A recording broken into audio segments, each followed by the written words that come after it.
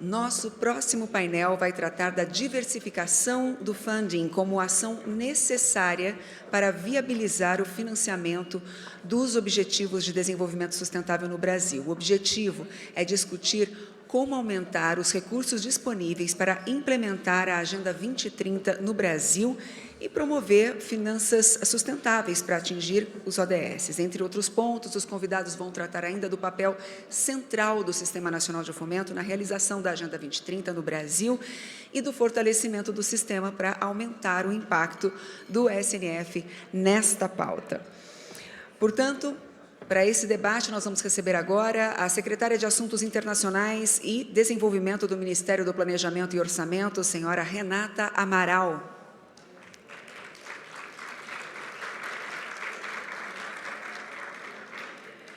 Convidamos também o vice-presidente de setor privado da CAF, senhor Jorge Abachi.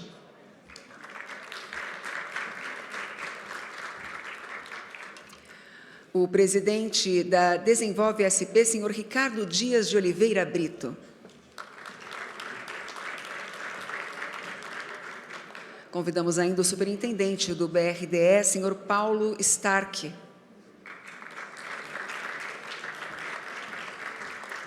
Os comentários serão feitos pelo especialista financeiro sênior da AFD, senhor Alejandro Barreneche.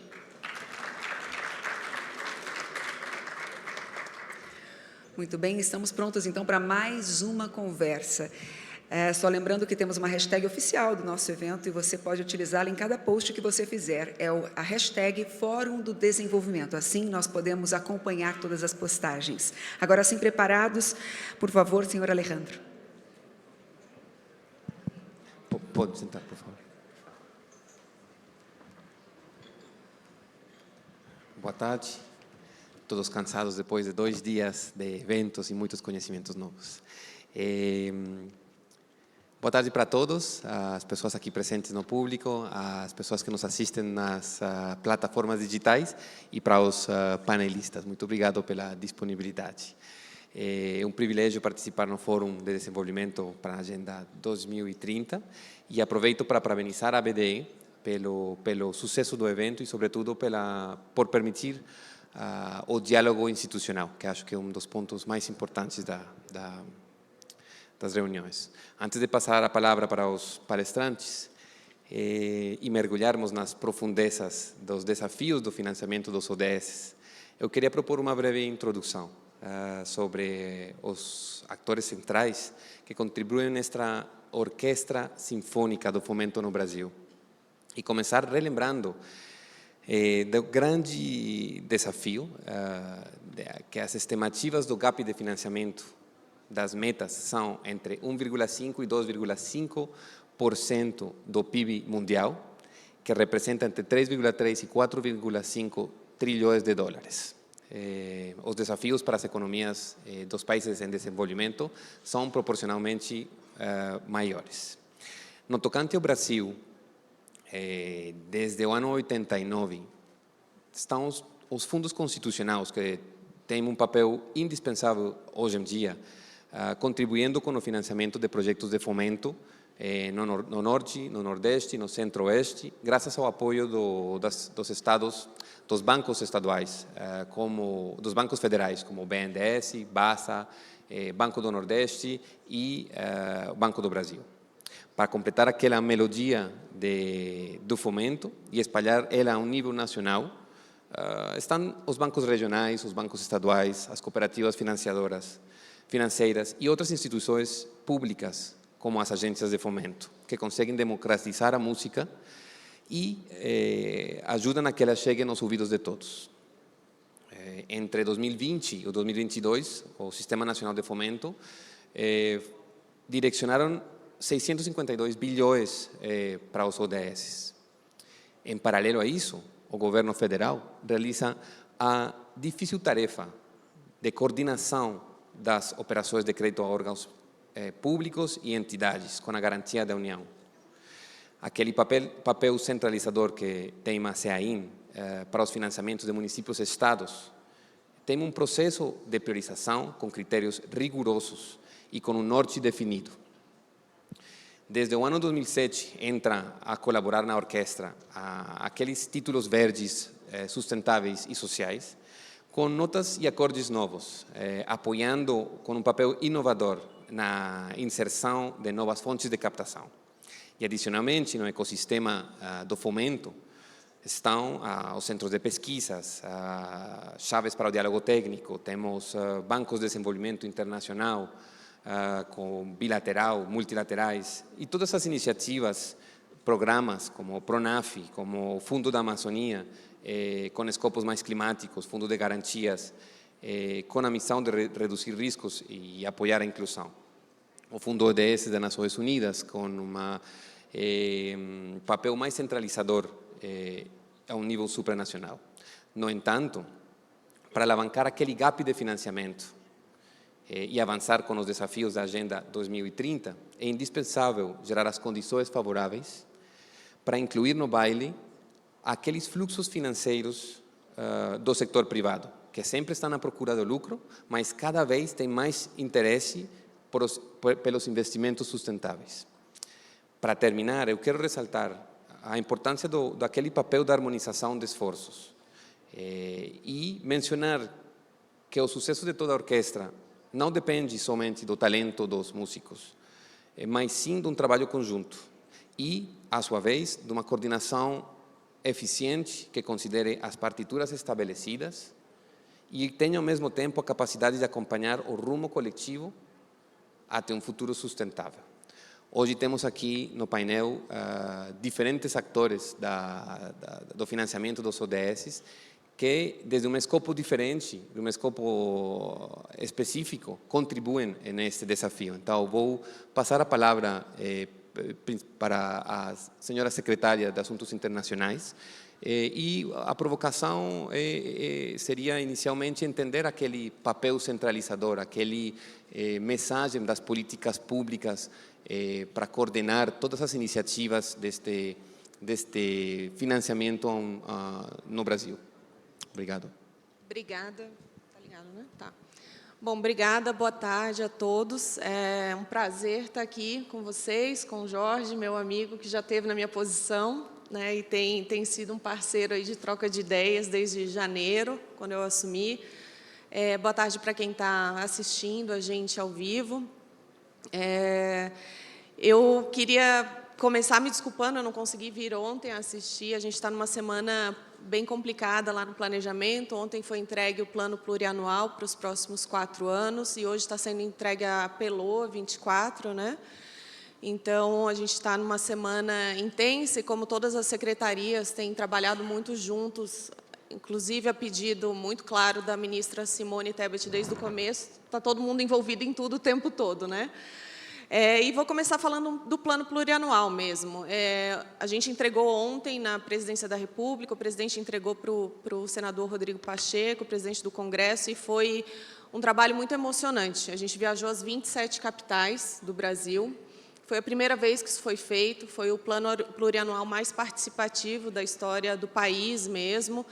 Em todas as plenárias, a gente tinha representantes da sociedade civil falando que eles, apresentando suas demandas, né, de grupos diferentes da sociedade, e foi importante para a gente, não só para a gente construir um plano plurianual mais inclusivo, mas também o choque de realidade, né, da gente sair de Brasília e ver no interior do país, nas capitais, nas diferentes regiões, o quanto que o nosso país é diverso, o quanto que a gente precisa escutar a população. Então, a gente voltou muito mexido desse processo, foram 60 dias de viagem, e a gente viajou o país inteiro junto com a Secretaria-Geral da Presidência da República, com o ministro Márcio Macedo. Então, foi um trabalho entregue ontem, já está tudo online, para quem quiser ver, todos os ministérios participaram, e toda a sociedade pôde participar. A gente teve mais de 4 milhões de acessos na plataforma do PPA Participativo e quase 3 mil propostas para o plano plurianual. Então, lá no site vocês conseguem ver a metodologia, como foram as escolhas depois do que integrou o plano. Por que eu estou dizendo isso? Porque o pano de fundo de tudo que foi feito foram os ODSs.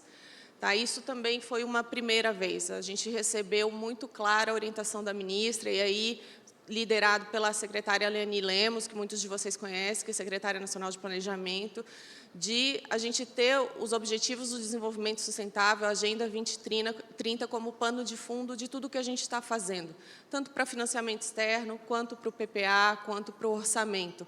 Então, a gente, ao receber as demandas da sociedade, ao receber as demandas dos ministérios, dos 37 ministérios, 36, né, mais o nosso, a gente sempre estava muito claro com a planilha dos ODSs do lado para ver o quanto que as prioridades nacionais estavam batendo com as prioridades que o Brasil, com os compromissos que o Brasil assumiu na Agenda 2030 e quanto que a gente pode trabalhar para alavancar a implementação dos objetivos. Nesse sentido, esse PPA tem 5 agendas transversais, né? O que é transversal? Que todo mundo precisa observar, independente do ministério, independente da secretaria, do departamento, que é igualdade racial, povos indígenas, mulheres, crianças e adolescentes e transição ecológica. Transição ecológica foi a prioridade número 1, mudança climática foi o problema, vamos dizer assim, que teve maior apelo, e aí, parabéns para a ministra Marina Silva, que foi uma super lobista do tema dela, e não à toa ficou como a prioridade principal para o plano 24-27, né? Depois disso, a gente entrega até final do ano um plano de planejamento de longo prazo, até 2040. Entregue esse, aprovado no Congresso até dezembro. Em dezembro, a gente entrega um 2040, também tendo os ODSs como pano de fundo. E por que, para mim, a Secretaria, isso é importante também? Porque a gente está em mãos do PPA agora. A gente está trabalhando um plano estratégico para a Comissão de Financiamento Externo, para a COFIEX, que todos conhecem, né? Na época do Jorge, se eu não me engano, já foi criado alguns critérios ali na Resolução 17, né? Para a pontuação dos projetos, já tinha questões de sustentabilidade, a gente está pegando tudo que já existia e aprimorando agora, com as metas do PPA, com os targets que a gente definiu para o orçamento, né? Na PLDO já tinha muita coisa que foi entregue no primeiro semestre, e na PELOA agora, que está sendo entregue hoje para o Congresso, também já tem agenda transversal, agenda verde, agenda para a mulher, e o orçamento verde, orçamento para a mulher, também já está muito claro nesse orçamento e vai estar destacado no orçamento de 2024, então a gente vai ter um orçamento separado com os marcadores, né, de gênero e verdes, e a gente está usando tudo isso para a gente entender o que a gente quer fomentar de projeto financiado com dinheiro externo, com os dinheiros dos bancos multilaterais, com as agências de desenvolvimento. Então, desde janeiro, e aí eu digo que o Jorge foi um ótimo interlocutor, outros secretários, José Guilherme Reis, que alguns devem conhecer, foram grandes parceiros em me ajudar a entender o que eles sentiam de dificuldade, o que a gente pode fazer melhor, aproveitando até essa turma toda nova que chegou ali no planejamento, era um ministério que não existia mais, né? A gente teve que reconstruir um ministério, então a gente aproveitou esse momento de reconstrução para entender o que a gente podia fazer melhor ali na secretaria. E uma das primeiras etapas do que a gente resolveu fazer com a COFIEX foi dar mais transparência, né? Então, a gente percebeu que não tinha data no site, por exemplo, previsibilidade das reuniões. Então, no começo do ano, a gente já colocou 4 reuniões por ano, vocês têm acesso a todas as datas das reuniões. As pautas estão sendo divulgadas antes da reunião, para todo mundo saber o que está sendo pautado. Os resultados da reunião, as resoluções, são também publicadas após a reunião. E a gente foi recebendo feedback dos bancos, e feedbacks excelentes. Assim, o Banco Mundial participou muito, a CAF, o BID, o FONPLATA, a AFD, todos mandaram feedbacks importantes para a gente do que eles sentiam falta para que o nosso sistema funcionasse melhor, né? E esse foi um processo muito relevante de aprendizagem para a gente, de troca de experiências, difícil no primeiro semestre, né, porque a gente teve muita mudança, mas a gente já colheu muitos frutos dessa mudança. E aí a gente está pegando tudo que a gente tinha que fazer, obrigação, né, principal de botar no site da transparência, vamos dar mais visibilidade para quem quer acessar financiamento. O que de além a gente pode fazer? Agora a gente está indo para uma parte estratégica, a gente está desenhando o portal único de financiamento externo para ser lançado ano que vem. A ideia não é digitalizar a burocracia que já existe, mas realmente redesenhar o processo.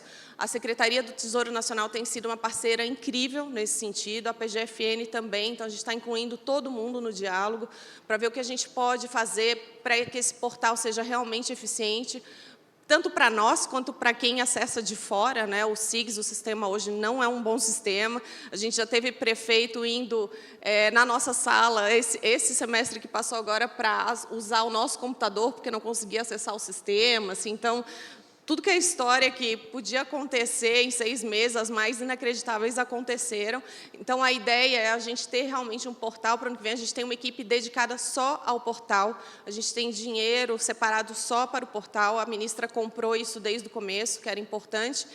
E, nesse sentido, também das melhorias, e aí vinculado ao ODS, especialmente ao objetivo 5, né, de gênero, a gente vai, no final de setembro agora, vai ficar público uma parceria que a gente está fazendo com o Banco Mundial para a capacitação de mulheres no financiamento externo, capacitação de prefeitas, governadoras e gestoras, em primeiro lugar. Por quê? A gente percebeu que a quantidade esmagadora de projetos vem de homens, e sem questionar esses números, a gente resolveu que, de fato, a gente precisaria prestar atenção nas mulheres. Por que tem tão pouca mulher apresentando projetos, sendo gestora desses projetos de financiamento externo? Então, a capacitação, num primeiro momento, vai ser para mulheres e, no segundo momento, vai ser ampliada. A gente está conversando com a ENAP para que todos tenham acesso a essa capacitação. Por quê? Porque a gente está entendendo que, quanto melhor as cartas consultas chegarem para a gente, melhores projetos a gente vai ter. Quanto mais a gente participar junto e dividir dividir o que a gente espera ver nas cartas daqui para frente, melhor vai ser para todo mundo, para entregar os projetos. E aí, nesse sentido, a gente vai ter algumas mudanças de resolução aí no começo do ano que vem. Esse ano a gente resolveu trabalhar com as regras como elas estavam, até respeitando a previsibilidade de quem já usa o sistema, para a gente ter um ano inteiro rodando, né, nessa atual secretaria com as regras como elas estavam, e daqui para frente a gente começa a fazer uma análise para um planejamento realmente estratégico da COFIEX, e aí com foco muito claro em implementação e fomento de projetos que tenham foco na Agenda 2030, no avanço da Agenda 2030.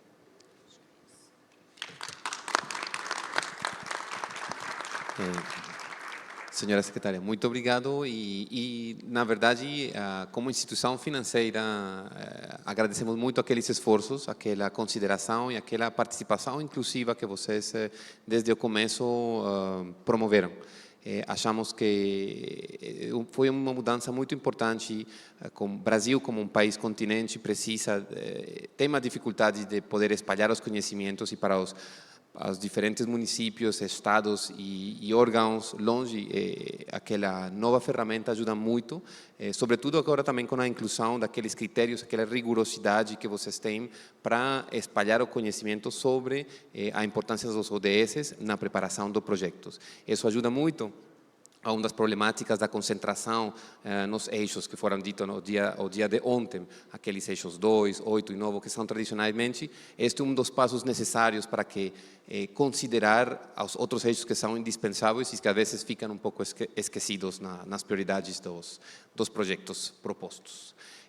Aproveitando aqui a diversidade dos painelistas e tendo o vice-presidente do setor privado da CAF como parceiro institucional da FD e com aquela experiência tão rica do financiamento do setor privado, você poderia, senhor Abashi, compartilhar com a gente a experiência de fato de engajar o setor privado na direção do financiamento da sustentabilidade? Obrigado. Bom, obrigado pela pergunta. Boa tarde a todos, boa tarde aos meus colegas aqui do painel, boa tarde a todos que nos acompanham também. Obrigado à BDE pelo convite à CAF. Se você me permite, eu queria primeiro fazer um comentário, aliás, 2 comentários. O primeiro é sobre o COFIEX, que a secretária Renata justamente estava tratando aqui. hoje, conhecendo os sistemas de toda a região, eu não tenho dúvida de dizer que ainda que tenha que algumas pessoas critiquem o COFIEX, mas é de longe a arquitetura mais transparente com a melhor governança da região. Isso não tem a menor dúvida. E que é algo altamente louvável e que merece ser apreciado. O segundo comentário tem a ver com o seguinte: a pergunta de sustentabilidade, financiamento do desenvolvimento, como é que a gente mira as ODS, enfim, a grande questão. Se a gente der um passo para trás, o que aconteceu nesse debate aqui, ali nos anos, meados dos anos 60, mais ou menos, até os anos 90? O mindset, o que guiava a arquitetura dessa discussão em nível global, capitaneado pelo Banco Mundial, especialmente, era o foco. Havia outros temas, mas o foco central era a infraestrutura. Era para isso que se olhava. Só que o tempo passou, a gente entra ali no final dos anos 90, começo dos anos 2000, e o foco mudou para o combate à pobreza, e passaram alguns anos, entrou a agenda de ODS, também a agenda de gênero, e tal, e que foi um tema que dominou por cerca de 20 anos. Quando chega no final dos anos 2010, mais ou menos, 2017, 2018, etc., quando começou a ficar muito claro que a mudança climática era um tema para lá de urgente, como essa nova agenda começou a atropelar a agenda passada. Cada agenda que entrava atropelava a anterior em alguma medida. E a agenda de mudança climática tem atropelado. O que, em alguma medida, tem deslocado a discussão sobre as ODS, o que obviamente é um grande problema. Só que, quando a gente olha para esse debate, mudança climática, e questão das ODS, desenvolvimento do milênio, enfim, essas questões todas, o que a gente vê cada vez mais, não para todos os países, mas para vários países, e ali estão incluídos talvez quase todos da América Latina, é que essa região tem o privilégio de combinar a agenda de mudança climática com a agenda de ODS. E por que é privilégio? Um absoluto privilégio, porque essa região tem todas as condições que quase nenhuma outra tem de fazer da mudança climática uma gigantesca agenda de negócios. De negócios. E que tipo de negócios? De negócios para ajudar o mundo na descarbonização. Essa é a gigantesca agenda. Por quê? Porque a gente tem que fazer uma gigantesca transição, não só de descarbonização, mas uma gigantesca agenda de mudança, de alteração da matriz de produção, que hoje é majoritariamente cinza, para uma matriz que terá que ser majoritariamente verde. Isso requer trilhões de dólares em investimentos, não são bilhões, são muitos trilhões de dólares em várias áreas. E por que essa região sai bem na foto? Como nenhuma outra. É a única região que está tão na frente. Porque essa região combina 3 coisas fundamentais. Ela tem uma quantidade muito grande de água doce, fundamental para essa agenda. Ela tem uma quantidade muito grande dos principais minerais fundamentais para a transição. E ela tem, como nenhuma outra, uma matriz de energia verde, como nenhuma outra também. Mas, no topo disso, essa região ainda tem os principais biomas do mundo, tem a maior floresta, tem a maior biodiversidade, tem uma população jovem, o que reúne todas as condições para fazer da mudança climática uma gigantesca agenda de negócio. E por que isso é importante? Porque, para você combater pobreza, desigualdade, miséria, etc., questões de gênero, enfim, você tem, grosso modo, 2 caminhos. Você prioriza isso. O outro caminho é você falar, não, vamos fazer o bolo crescer e isso aí, por decantação, um dia acaba afetando o resto. Ou você faz as duas, que é exatamente o que essa agenda reúne e também viabiliza. Exatamente. Exemplo disso. E falando do Brasil agora, a região que mais tem condição de se beneficiar desse processo de esverdeamento da produção, aqui no caso do Brasil, é, claro, na região Nordeste. E por quê? Por condições naturais, incluindo a capacidade de produzir energia verde a um preço extremamente competitivo em nível de mundo, não é em nível de Brasil, por questão de não intermitência, enfim, da produção e outros fatores. Então, como a gente está tratando de uma agenda de negócios que são cadeias de produção longas, a gente está falando de uma capacidade de gerar soluções em grande escala. Mas mais importante do que isso, quando a gente pensa em soluções dessa natureza, a gente está pensando em soluções que são urbanas, são temas urbanos, porque a gente está falando de produção industrial nas suas diversas dimensões, sem falar nos serviços que são parte dessas cadeias de produção. Por que isso também é importante? Porque a gente está falando da região do planeta que é mais urbana e, portanto, a maioria dos nossos problemas de ODS são problemas urbanos, pobreza, desigualdade, violência, temas de gênero, de miséria, etc., de informalidade, de baixa produtividade, por aí vai.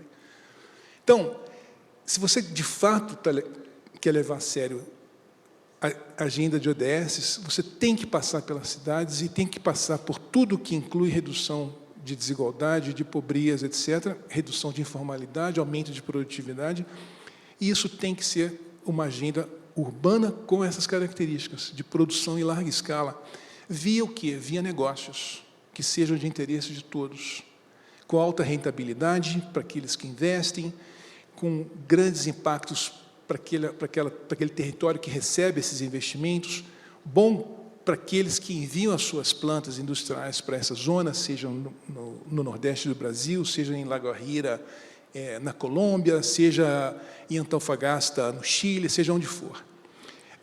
Por quê? Porque muitas dessas plantas, como é o caso, enfrentam dificuldades muito grandes de competitividade por tudo que tem a ver com o custo da energia, a insegurança da energia e por aí vai. Então, assim, é uma agenda claramente ganha, ganha, ganha, só que que combina impactos no meio ambiente com alta rentabilidade, com impactos nas ODS e com benefícios para os consumidores, já que a gente está falando em acelerar o processo de produção de coisas verdes. Bom, o que a CAF está fazendo, finalmente, né? E eu vou falar rapidamente. Entendendo essas coisas todas, e a gente acredita que é isso, para aí que essa discussão vai, e que essa região pode sim combinar a agenda de ODS com a agenda verde, a agenda de mudança climática. A gente tem apoiado, a gente tem feito no setor privado da CAF, essa como uma grande agenda âncora dos nossos negócios. E é o que a gente está fazendo no caso do Brasil. Não só a gente tem várias operações, tem uma operação muito grande com o BNDES, tem uma outra com o BNB, mas exatamente nessa área, mas a gente tem ajudado a disseminar essa agenda e a gente tem trabalhado em várias direções que são fundamentais para levar adiante essas coisas todas, que passam especialmente, mas não somente, pela agenda de mobilização de recursos de terceiros. A gente está falando aqui de uma agenda que requer muito, muito dinheiro, muitos e muitos bilhões de dólares, que mesmo todos os bancos reunidos nem de longe têm uma parcela significativa. E qual é o caminho? É o caminho da mobilização. Como? Fazendo de-risking. De que maneira? Usando os instrumentos adequados para isso, com garantias, apoio na emissão de bônus, enfim, e por aí vai. Essas coisas que a gente está fazendo com os bancos. E, finalmente, e já parando aqui, eu poderia falar de outras coisas que a gente está fazendo, mas eu só vou falar de mais uma, porque esse é a cereja do bolo, né? A cereja no bolo. A CAF elegeu como prioridade fazer dos bancos de desenvolvimento da região, e isso inclui os bancos do Brasil de desenvolvimento, como o nosso parceiro preferencial. E, de fato, hoje, a principal carteira da vice-presidência é a carteira dos bancos de desenvolvimento. A gente tem, de longe, a principal carteira. E eu diria que muitos de vocês que estão aqui são clientes nossos com muito orgulho. Eu acho que é impossível pensar em um aliado melhor, mais adequado, com a visão mais convergente e com a capacidade de realizar resultados e realizações do que, eu acho, do que vocês, que são os bancos de desenvolvimento. Acho que eu paro por aqui. Muito obrigado pela fala. Achei muito interessante aquele contexto que você conseguiu compartilhar com a gente, porque dá muitos elementos para entender a realidade hoje da agenda, e aquela análise que você fez sobre o casamento entre o setor público, as prioridades das políticas públicas e aquele interesse natural do setor privado de ter rentabilidade. Acho que aquelas soluções que estão sendo propostas hoje em dia no Brasil para a transição do paradigma têm lucro, são rentáveis, é o futuro não só do país, mas para chegar à continuidade e à perenidade da humanidade. No Brasil, a gente vê temáticas que estão sendo desenvolvidas como o hidrogênio verde, onde tem muitas empresas privadas interessadas, as eólicas, que já vai fazer muitos anos, onde a regulação é apropriada, dá estabilidade e abriu uma janela no começo e uma porta muito grande para o setor privado. Painéis solares também, vocês aproveitam aqui no Brasil aquele potencial do sol que nunca esquece o Brasil. Então, é muito interessante aquele casamento entre um setor privado que às vezes fica afastado da realidade da sustentabilidade, mas que aos poucos se integra com as prioridades do Sistema Nacional de Fomento. Vou passar a palavra para o senhor Ricardo Dias de Oliveira, presidente de Desenvolve São Paulo, e na experiência de uma agência de fomento, senhor Ricardo, e como uma ferramenta da política pública do Estado, vocês têm uma oportunidade de ter capilaridade, de conhecer os beneficiários, de chegar um pouco mais longe que de um centro, de uma capital afastada da realidade. Qual é a experiência de vocês? Quais projetos inovadores vocês têm que ajudam ou contribuem a espalhar nos diferentes eixos ou metas do desenvolvimento sustentável? Bom, obrigado, Alejandro. Boa tarde a todos. Obrigado à BDE pelo convite. Estou muito feliz de estar aqui nesse painel qualificado e parabéns à Cris, à Késia e a toda a equipe da BDE por esse congresso sensacional. Sessões muito boas, acho que está produtivo para nós todos. Bom, eu chego na resposta para a sua pergunta daqui a uns minutos, mas deixa eu só contar para vocês de uma viagem mental que aconteceu comigo quando eu li o título desse painel aí. E aí eu meio que voltei na história, porque quando a gente volta lá no pós-guerra, por que é que criaram o Banco Mundial, o BNDES e toda a rede de fomento? Para basicamente endereçar os ODS. Eles não estavam sistematizados, mas na prática é isso. Faltava infraestrutura, pobreza era um problema, agricultura era outro problema, e o mercado tinha falhas, no mercado de crédito, falhas bastante graves, né? O privado olhava para o retorno financeiro estrito, de uma forma um pouco míope, mas é isso mesmo, ele não conseguia se apropriar do retorno social daquele projeto, e aí nós, como rede de fomento, fizemos todo o sentido. E continuamos fazendo, né? Então, hoje, a gente endereça as ODSs e existe recurso dos multilaterais, da CAF, do BID, KfW, enfim. A gente tem recurso dos multilaterais, a gente endereça os ODSs, mas o privado hoje é ESG, né? A empresa hoje é uma empresa cidadã. E a questão, eu acho, que é como é que a gente traz o privado para o jogo para investir esses trilhões que o Jorge colocou aqui.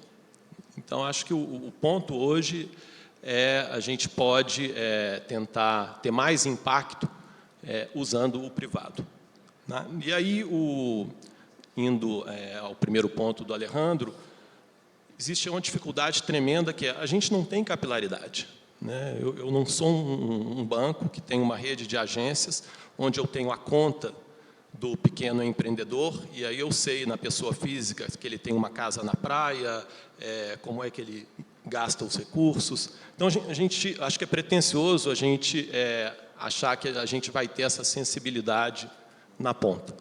Tá? Então, qual é a sugestão aqui? Eu acho que o Jorge tocou nesse assunto, e você mais cedo, a gente deveria pensar em como é que a gente usa cada vez mais fundos de aval, fundos garantidores, para fazer crowd-in.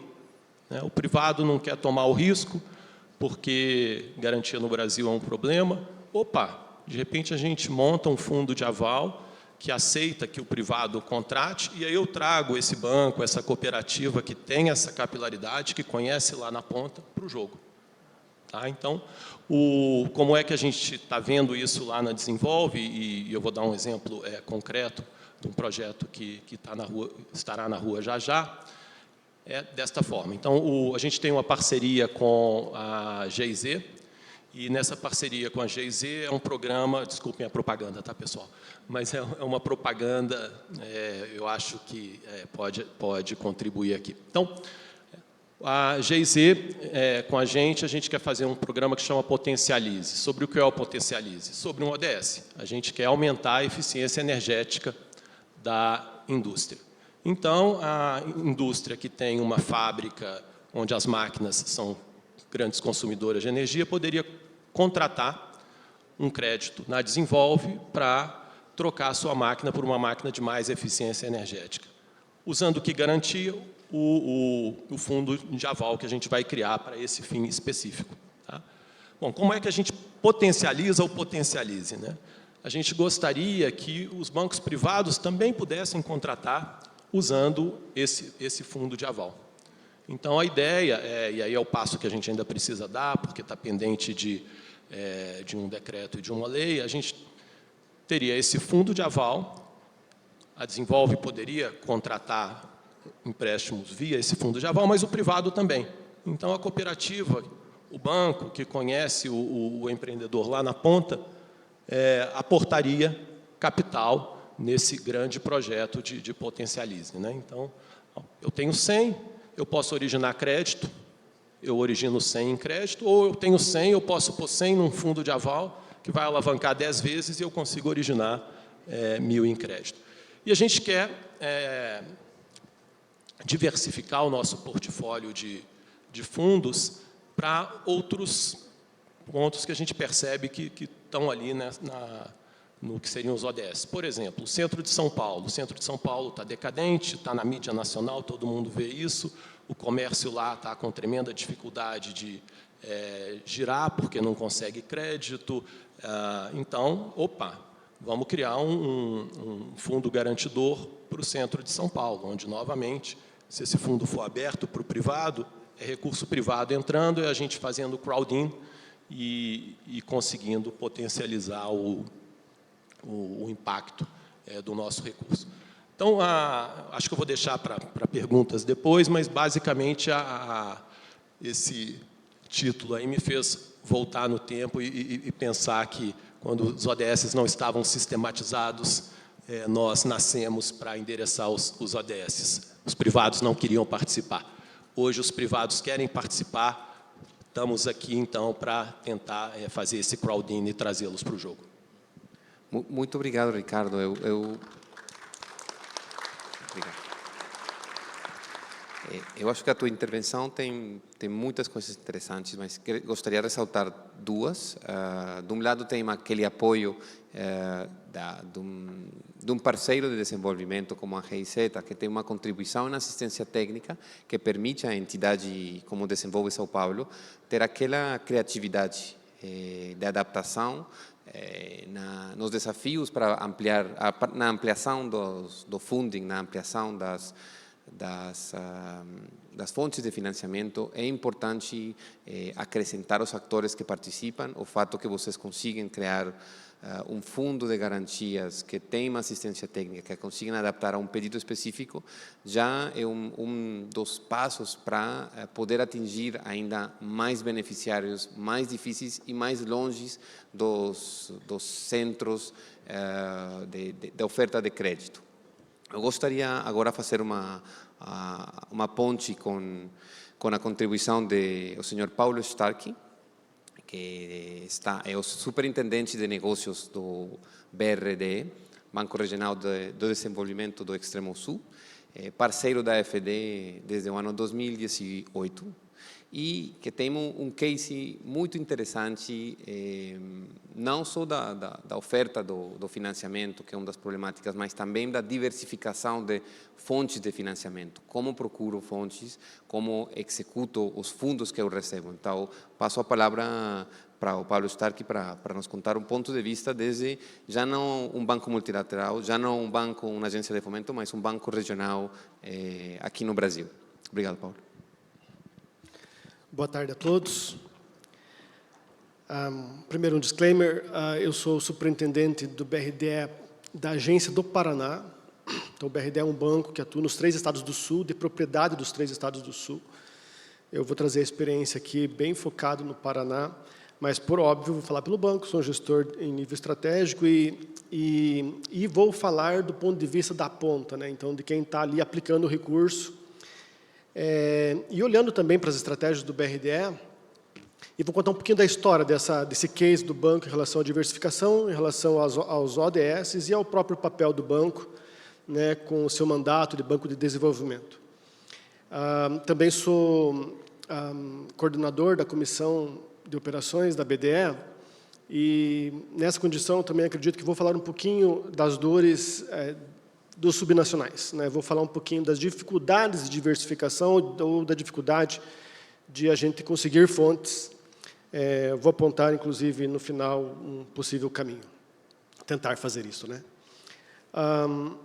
Então, primeiro, BRDE, Banco de Desenvolvimento, 60 anos.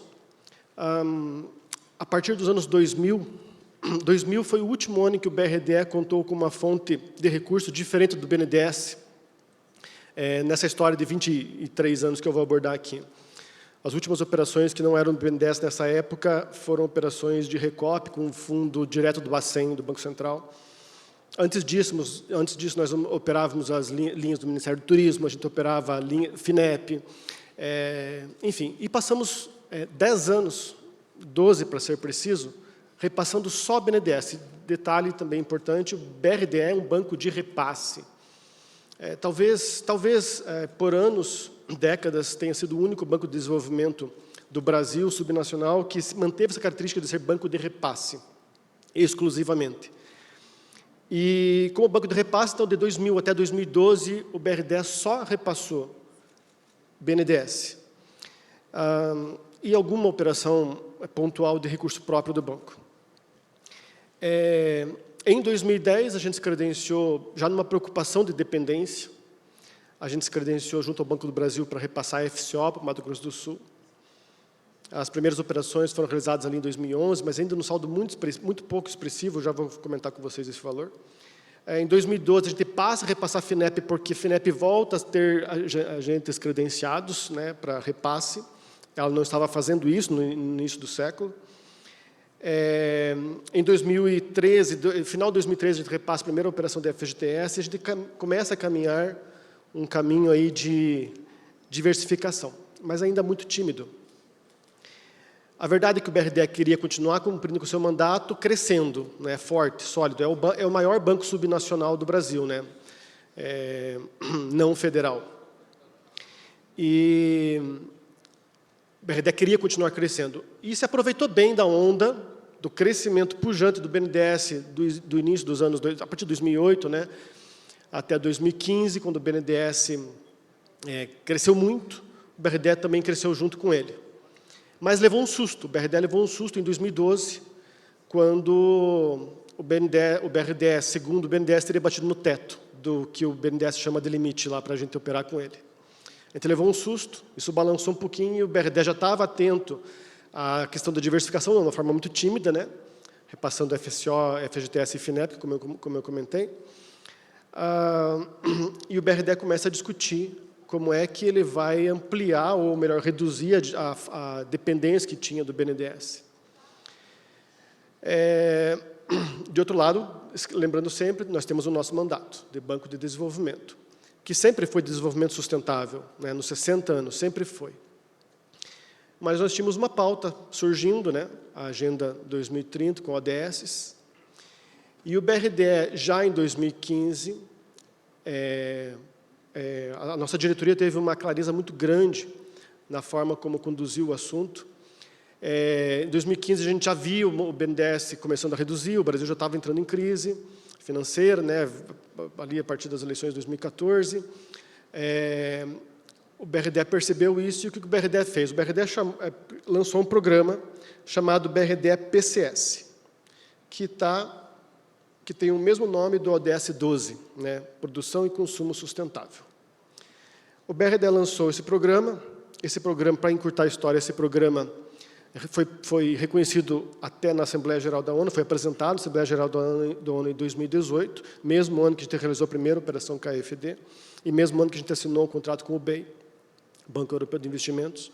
Em 2015, o BRDE lançou esse programa com o claro objetivo de caminhar para aquilo que nós somos hoje, o Banco Verde, né, que nos autodenominamos como um Banco Verde. A gente queria deixar claro para todos que o nosso mandato era de financiar o consumo e a produção sustentável. E foi graças a esse programa que a gente celebrou o primeiro contrato internacional. Então, a AFD, primeiro contrato, nós já temos 3 contratos com a Agência Francesa de Desenvolvimento e estamos indo para o 4º. Estou esperando o 4º. Lá na ponta, o meu 3º contrato já acabou, já está alocado. Esse primeiro contrato com a AFD tinha como objetivo o quê? Financiar o escopo do programa BRDE PCS. O contrato com o Banco Europeu de Investimentos baseado no mesmo programa, só que ele tinha um escopo um pouquinho mais restrito, mais voltado para a geração de energia renovável, então não abrangia todo o programa PCS, mas assinado no mesmo ano, na esteira da operação com a AFD. Quero salientar que essa operação com o BEI foi com aval da União Europeia. Então, a gente falou aqui do aval da União, via COFIEX, eu já vou falar mais sobre isso, mas essa operação com o BEI foi com aval da União Europeia, sem contragarantias do BRDE, dos Estados controladores do BRDE, e até hoje é a operação mais barata que nós temos. Das 6 captações internacionais que a gente já fez, né, com 6 parceiros internacionais, de todos os 8 contratos que a gente já celebrou, é a operação mais barata. É importante salientar isso, porque se a gente quer continuar financiando, diversificando fontes para financiar o ODS, também a gente tem que falar de custos, né?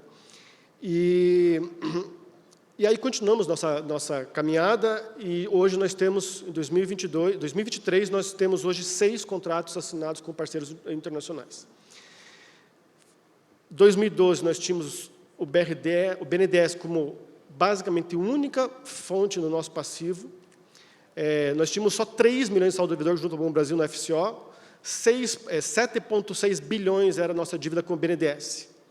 Basicamente, então, portanto, só o BNDES era o nosso credor. Em 2022, nós fechamos com 11 credores diferentes, né? Nós temos BNDES, Fungitur, FINEP, Banco do Brasil, Caixa Econômica, AFD, CAF, começamos a operar com CAF em 2019, acho que já falei, Funcafé, enfim, outros, e agora, em julho, exatamente hoje, nós pedimos a liberação da primeira operação do Paraná, do NDB, na data de hoje, o meu gerente de operações pediu o desembolso da primeira operação NDB, então vamos fechar, possivelmente em 31 de agosto, não sei se vai dar tempo, mas 30 de setembro, a gente fecha com mais 2 fontes internacionais do nosso balanço, né? O NDB, o BID, que a gente já tem desembolso também em andamento, e mais um pouquinho vamos também ter o Banco Mundial, né? Então serão 14 credores diferentes, mais os recursos próprios do banco, são 15 fontes diferentes de recursos. Então, de 2012 para 2022, a nossa diversificação passou a ser de um fornecedor para 15 fontes diferentes de recursos. Sendo que, ponto fundamental, eu falei para vocês do crescimento. O BRDE, em 2015, então, tinha atingido, se em 2012 nossa carteira era de 7,5 bi, na esteira do crescimento do BNDES, em 2017, nós chegamos a 13,5 bilhões de carteira. E patinamos, 13,5, ficamos patinando por alguns anos, né, com a crise, enfim, até em 2022 nós fecharmos com 15,5, desculpa, e agora em junho, 16,5 bilhões, mais R$1 bilhão de crescimento somente em 6 meses.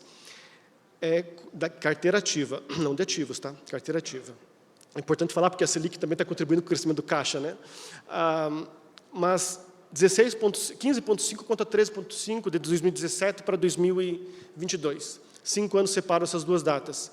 Em 5 anos crescemos 2 bilhões de reais, sendo 1,3 de fontes internacionais. Acho bem importante destacar isso, né, para mostrar que a importância da estratégia do banco de captar recursos de fontes estrangeiras para financiamento do ODS como estratégia de crescimento do BRDE. Então, é um dado bem concreto para mostrar que a gente, até agora, acertou.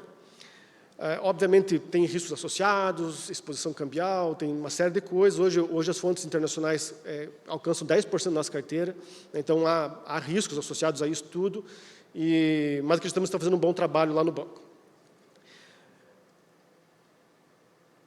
Eu acho que eu passei por tudo que eu queria falar da história do banco e dessa estratégia de diversificação. E aí agora eu vou, acho que está chegando perto já dos meus 10 minutos, vou falar só dos meus 3 pontos que eu acho importantes para a contribuição do debate. Nessa experiência de 10 anos, o que eu penso importante destacar, só mais uma informação importante para não perder nenhum ponto. Das 6 operações, 3 têm aval da União. Então, as 3 primeiras operações, AFD, BEI e CAF, são sem aval da União brasileira, né? Sem aval do nosso país.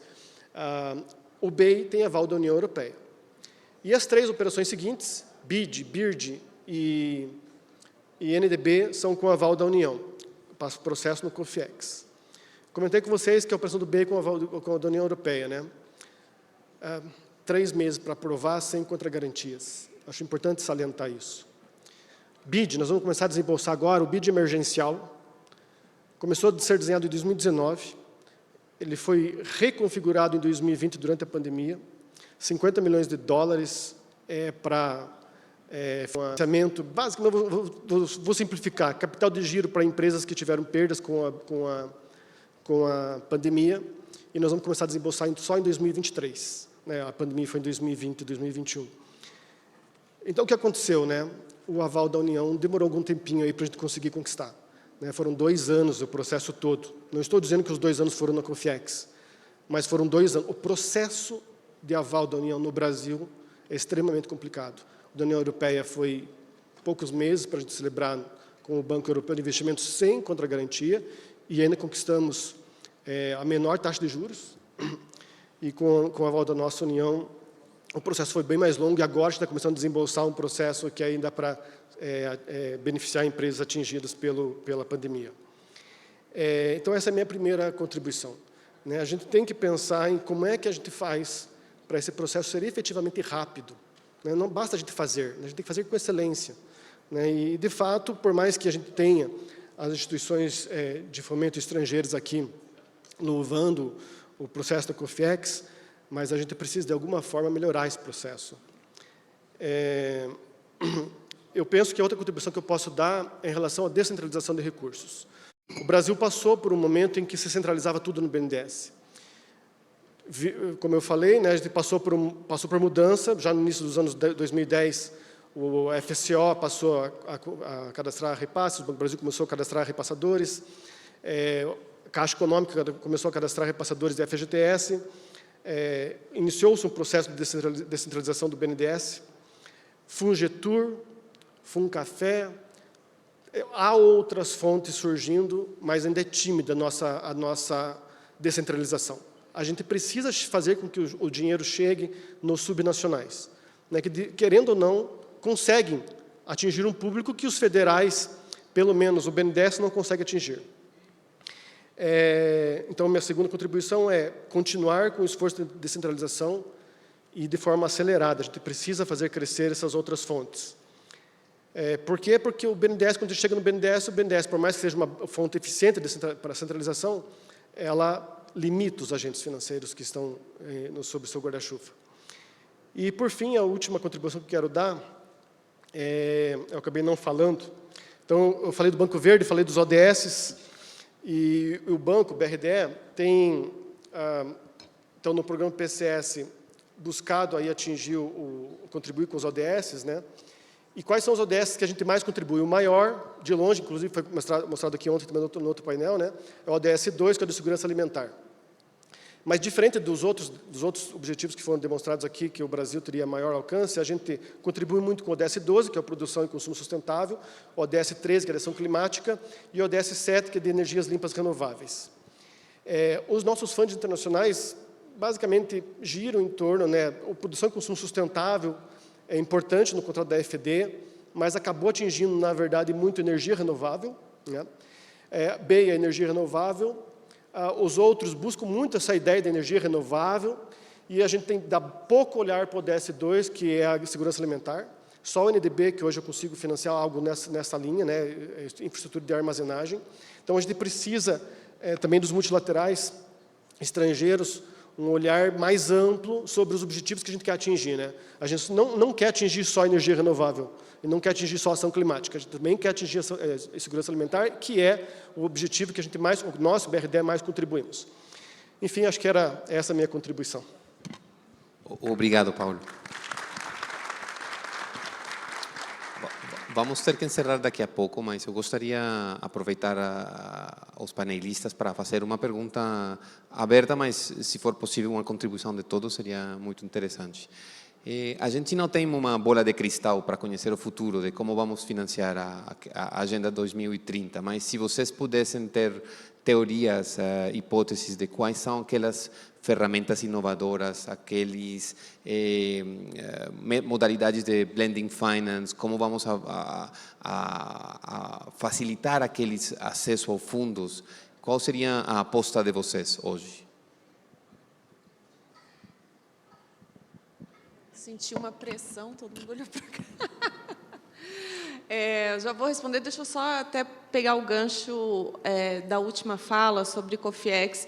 Eu estava pensando em olhar para o Jorge e falar, eu conto ou você conta? Quanto que é demorado o processo? E desde que eu cheguei em janeiro no Ministério, acho que o campeão de reclamação foi sobre o tempo do processo. Quando se a gente consegue fechar em 1 ano, é lucro. E é muito complicado. Então, a gente está redesenhando o processo naquilo que nos compete, a nós, ao Tesouro e à PGFN, ali, a primeira parte, mas depois vai para a Casa Civil, vai para o Senado, e aí a gente perde um pouco o controle. A gente está trazendo eles para a conversa também, para ver em que medida a gente consegue alinhar todo mundo para o portal no ano que vem, mas é uma reclamação, acho que é a top, assim, de todas que eu recebi, e a segunda é a falta de transparência, assim, em grande medida, apesar que a gente estava falando aqui que realmente na nossa região o processo brasileiro de aprovação de financiamento externo é muito, muito adiantado, muito mais transparente do que a média, tá? Mas realmente é muito demorado, e eu fiquei bastante assustada quando eu cheguei. Para responder a pergunta muito rapidamente e passar para os demais, eu acho difícil ter uma bola de cristal, mas algo que eu estou vendo que está acontecendo muito, e aí inclui o sistema de fomento nacional, a coordenação entre os bancos multilaterais. Por exemplo, a gente teve uma assinatura em Belém, agora recentemente, de uma coalizão verde, Foi liderada pelo BNDES, pelo BID, mas envolve 19 instituições financeiras, 19 bancos de desenvolvimento, regionais, bancos nacionais. E eu acho que é um exemplo de iniciativa positiva, que traz todo mundo para conversar e para achar soluções em conjunto para os problemas que a gente enfrenta, dentre eles, ou a maioria deles, estão relacionados à Agenda 2030, aos Objetivos de Desenvolvimento Sustentável. Então, eu acho que esse compartilhamento de experiência entre os bancos locais, nacionais, regionais e multilaterais, e aí trazendo bancos como o BEI para a conversa, eu tenho conversado muito com eles querem começar a ter projetos com garantia soberana também da União. Então, a gente trazendo essas experiências e todo mundo para conversar, que é algo que a gente tem tentado fazer, por exemplo, na conversa sobre integração regional, também trazer as experiências de todo mundo, eu acho que é o primeiro passo, sabe, da gente conseguir trabalhar em conjunto, alavancar a partir dessas conversas entre esses bancos, investimentos privados também, ter painéis, conversas como essa, eu acho que são bastante úteis. Daqui sai muito network, daqui saem muitas ideias, Então, acho que essa seria a minha resposta curta. Obrigada. quisieran acrescentar. Bom, só dois comentários breves. Um é sobre como que a CAF, a gente estava vendo o caso aqui do BRDE, qual que é o approach da CAF com relação aos bancos de desenvolvimento, incluindo os do Brasil? A gente não requer garantia soberana. E por quê? Porque a gente olha para esses bancos e a gente, como eu tinha dito antes, a gente os vê como os grandes aliados. E a gente topa o risco e mais do que isso, a gente, para os bancos de desenvolvimento subnacionais, a gente tem uma taxa de juros chamado de taxa quase soberana, que é muito mais próxima da soberana, porém não é soberana, tem pequeno prêmio. Esse é um tema, o que reduz os prazos, enfim.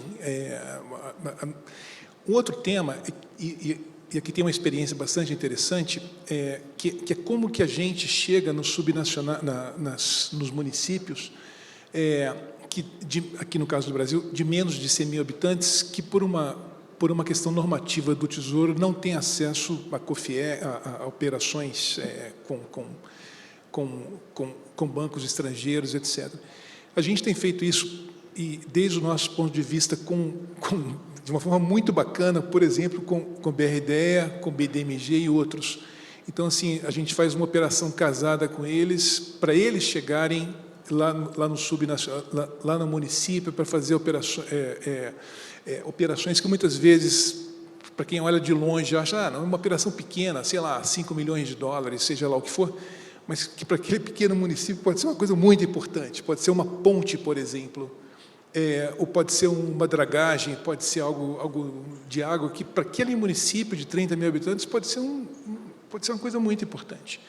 E a gente tem estimulado muito, é uma modalidade, digamos, híbrida, ela não é uma operação soberana, mas a gente faz isso em parceria, e os resultados que a gente tem, eu acho que são bem bacanas, Mas sobre a sua pergunta, eu acho que não tem muito o que inventar, não. Eu acho que tem essa questão que a secretária falou de coordenação, que é absolutamente fundamental.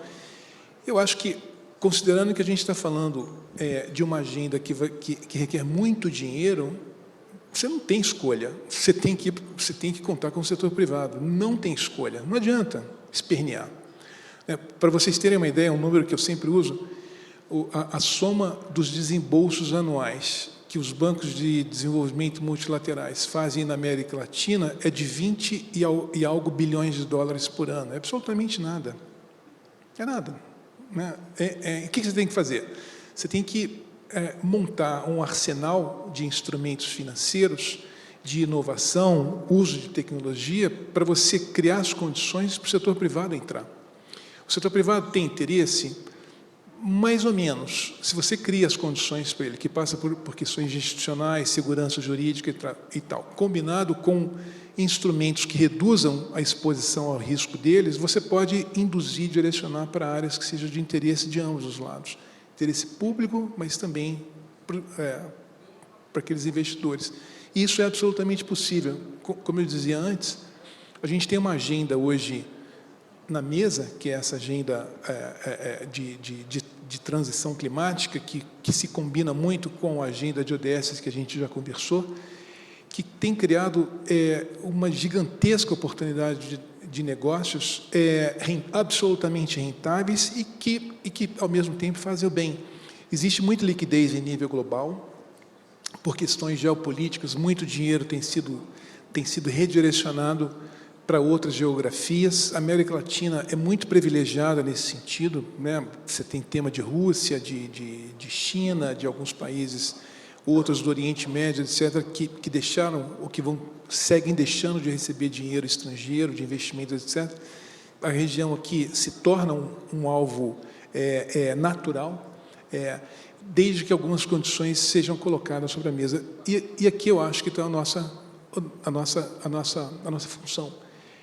Através de instrumentos financeiros inteligentes, muita coordenação, pautas inteligentes, projetos bem desenvolvidos, com uma visão a gente tem uma probabilidade muito grande de atrair não só muito dinheiro, mas um bom dinheiro. Bom dinheiro no sentido de dinheiro com prazos mais longos, que requerem, ou que tem taxas de juros que são razoáveis, e que, no final das contas, faz o que todo mundo quer, que é fazer o bem. Então, eu acho que o principal caminho é esse, é mobilizar recursos, atrair recursos de onde esses recursos estão disponíveis, que é aí o setor privado, e, sem esquecer, os fundos filantrópicos, os fundos soberanos e os family offices também são parceiros fundamentais nesse diálogo. Muito obrigado. Acho que teve uma sinal negativa que a gente já passou um pouco o nosso tempo. Podemos, então, agradeço muito a participação de vocês, a contribuição neste diálogo e que, novamente, a BD, muito obrigado pela oportunidade de trocar aqui ideias sobre o futuro, sobre o presente e conhecer um pouco mais o que vai acontecer aqui neste desafio do desenvolvimento sustentável. Muito obrigado.